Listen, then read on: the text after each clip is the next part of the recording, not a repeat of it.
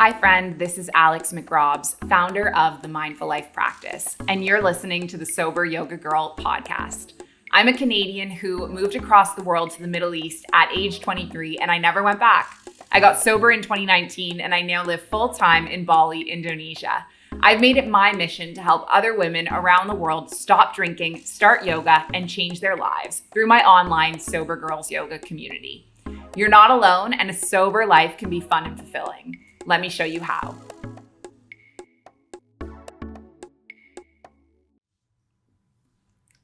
Hi everyone, welcome back to Sober Yoga Girl podcast. Today's episode is still on our theme related to the root chakra, which is the theme of the podcast for the month of May. And today's episode, I want to share with you 4 ways to release anxiety now. So if you're someone who is struggling with anxiousness, feeling ungrounded, feeling like you need to get really stable and rooted into the body, then this podcast episode is for you. Before we get started, I just want to invite you to lengthen up through the spine and close the eyes. Or just settle the gaze. Take some deep breaths in and out.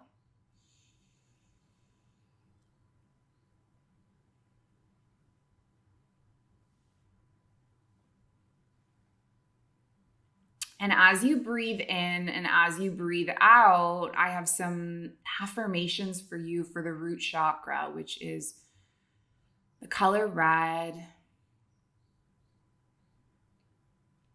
It's at the base of the spine.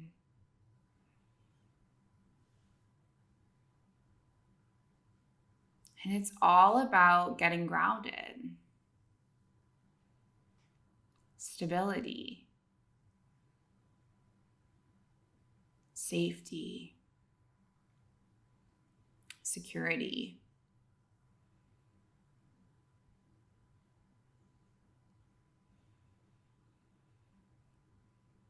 So your affirmation might be, I am safe.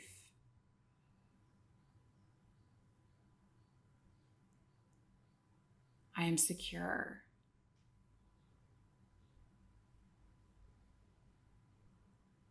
I am at home in my body.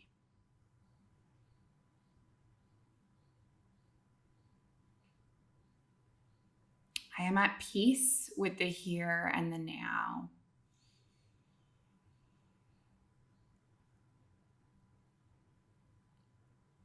And the earth supports and nourishes me.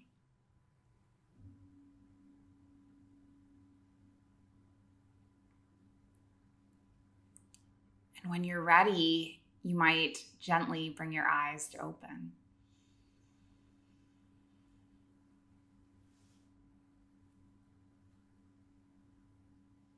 So I guess that's almost like a bonus way to get grounded, to release anxiety now. And one of the best things you can do when you're feeling anxious, when you're lacking groundedness, when you're feeling all over the place is just to pause. Take some deep breaths. Really get connected to your root chakra. And then even anchoring with some of these grounded root chakra affirmations can be super healing and super beneficial and release your anxiety. Now, the first strategy I have for releasing anxiety now is to spend time in nature. Spend time in nature grounding.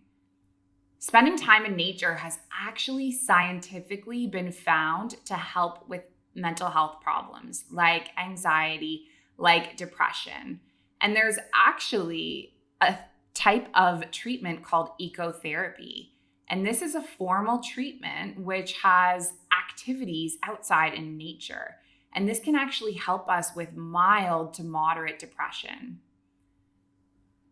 Nature can be soothing because there's so much sensory input, right? Beautiful scenery, gentle sounds, a nice smell. These all connect to our relaxation. Even just the sight of flowers can help us have a relaxing effect. And the scent of roses can help us feel more relaxed. Spending time in nature, highly recommended. If you're feeling anxious, get outside. It is my favorite way to start the day, even just opening the doors at my house and stepping outside and just hearing nature and smelling it and feeling it. It is so beneficial. The second strategy for releasing anxiety now is getting into your physical body with yoga. So being disconnected from our body is a cultural epidemic. We have been taught to control our bodies, to stay still, to sit in uncomfortable positions, to do things that don't feel natural to us because it's what society has taught us, right? We have to sit a certain way. We have to sit through an 8-hour school day. We have to sit in a chair. We have to drive a car. We are taught these practices, but we don't actually learn how to listen to our body as a kid. So no one teaches us that if you feel like you need to move, then move. And we feel like we have to follow these societal expectations of what our body should be like. Get into your body with yoga. Start moving. Move in a way that feels natural to you, though. Don't worry about what I'm suggesting you do as a teacher. I'm going to give you guidance. I'm going to give you activities, options to explore, but ultimately, you know what's going to help and heal your body best. So get into your body, move, release this disconnection from the body. Now, how can yoga actually help us? So yoga is beneficial because it balances our nervous system. It affects our brain chemistry. Yoga and meditation can alter the very biochemistry of the brain more directly and more efficiently than regular exercise. It can stimulate the relaxation response. It can allow for some stimulation and some relaxation of endorphins and adrenaline. It also brings our attention to the present moment, and present moment awareness is a key element of relieving anxiety. Yoga also helps us cultivate self-awareness without judgment. Meditation and mindfulness teachings can help us get distance, and that can release our identification with emotional patterns. And this can bring us knowledge. This can bring us increased acceptance and peace. If you are willing to take a step back and observe your mood, you're practicing self-awareness. And then you can manage and even overcome your depression, which can help you develop a practice that suits your needs, your feelings at the time. And yoga can also lead to an embodied experience. And embodiment is key on yoga's impact of well-being. So embodied insights can have a lasting impact on emotional and mental health. Which yoga practices in particular can help you with anxiety? Well, in my opinion, all of them. There's no right or wrong. There's no recipe. You have to get quiet and lean inward and see what works for you. But I'm going to give you a couple of options and a couple of things to explore. So if you are feeling anxious, one of my favorites is standing forward fold, right? Your head is below the heart, your blood is flowing to the brain, and this can really release your anxiety and calm you down and ground you. Warrior 1 and Warrior 2 are also beautiful ones because you really tap into your inner strength. And Vrikshasana, tree pose. I love this pose. I add it into almost every root chakra class I teach because it really helps you get grounded and kind of grow your roots and feel supported and steady. All right, that is number 1, get in nature. Number 2 is practice yoga. Number 3, the third way that I recommend releasing anxiety now is practicing releasing shame. So many of us that are going through this sober journey, this mental health journey, even in the journey of sobriety itself, it's not going to be linear. You might have more than one day one. You might have blips along the way. You might have things that you're anxious about in the future, things you're worried about from the past, and all of this is okay. I think what's important is showing up through the whole thing with compassion to yourself and reframing your thoughts. And Brene Brown is an amazing person to listen to connect with, to read about Brene Brown's work, but she does a lot of work around shame. And she says that shame is when you blame yourself for a mistake, and guilt is when you blame the behavior. So according to Brene, guilt is a good emotion because it can help you reflect on and change your behavior. But shame is what we want to watch out for. So she says, I define shame as the intensely painful experience of believing that we're flawed and unworthy of love and belonging. Something we've experienced, done, or failed to do makes us unworthy of connection. And Brene Brown says, I don't believe shame is helpful or productive. I think shame is much more likely to be the source of destructive, hurtful behavior than the solution or the cure. And I think fear of disconnection makes us dangerous. So if you're struggling with shame, which was a big thing that I was struggling with, like I would wake up in the morning after a night of partying and be anxious about something I did and really shameful about it. And if you're struggling with shame, I highly recommend checking out Brene Brown's work, The Power of Vulnerability, and the fact that you are just here on this journey, reshaping your relationship with alcohol, leaning inward. It means you're on the right track, and showing up is all that counts. And so see if you can get curious about that and try to release that thinking from things like, I made a mistake instead of I am a mistake. Just to shift that thinking from shame to guilt and make it a more positive and productive emotion. The fourth skill that I have for releasing anxiety now is the practice of gratitude. So scientific studies have actually shown that gratitude, or feeling like we have enough and appreciating what we have, actually rewires our brain to focus on the positive.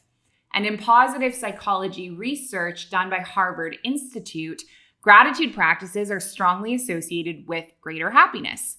So two psychologists, Dr. Emmons and Dr. McCullough, they've done research on gratitude. And in one study, they asked a few participants to write a few sentences each week focusing on particular topics.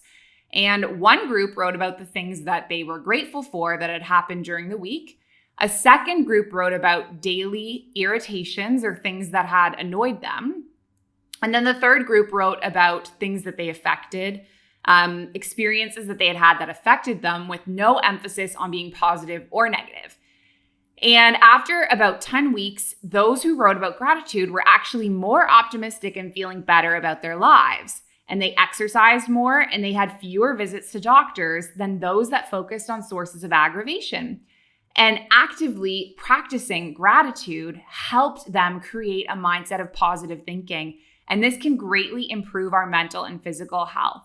And being grateful helps us focus on the good, and it gives us energy and confidence. And this can lead to a healthier sobriety, and this creates a beautiful cycle. Gratitude is the antidote to negative thinking that reduces hope and happiness. And so people who focus on the negative aspects in their lives almost always find it difficult to reach that state of contentment, that santosha, that happiness. And when we're trying to kick bad habits like alcohol consumption, excessive negative emotions can trigger us to drink again. So it's not that negative emotions should be ignored, but obsessive or continuous negative thinking can lead us to start drinking again. So gratitude, when we practice it daily, it helps us get hopeful. It increases our physical and mental well-being. It helps us overcome the more difficult times that we all face. So start a gratitude practice, keep up your gratitude practice, and see how it helps you release anxiety and how it helps support you in your sobriety. So these are my 4 suggestions for you, my 4 tips for how to release anxiety now. Spend time in nature is number 1. Do yoga is number 2. Release shame is number 3. And practice gratitude is number 4. Now, if you are curious about this more, curious about these different ways to release anxiety, I invite you to check out Sober Girls Yoga. Come to one of our Zoom yoga classes, come to one of our Zoom meetings. We do a lot of this together, doing yoga, releasing shame, practicing gratitude. We don't spend time on nature when we're on Zoom. You can join the Zoom calls from nature though, or you can join me on a retreat and experience nature on the retreat as well. But these are some great quick tips to help you release shame now. Let me know what you think. If you comment on the YouTube video, if you enjoyed this, if this helped you, please share it with anyone that you might think would benefit from hearing it. And I really appreciate your presence and you tuning in and being committed to our community. So have a great afternoon, day, morning, wherever you are in the world, and I will see you soon. Bye. Hi, friend. Thank you so much for listening to this episode of Sober Yoga Girl podcast. This community wouldn't exist without you here, so thank you. It would be massively helpful if you could subscribe, leave a review, and share this podcast so it can reach more people. If we haven't met yet in real life, please come get your 1-week free trial of the Sober Girls Yoga membership and see what we're all about. Sending you love and light wherever you are in the world.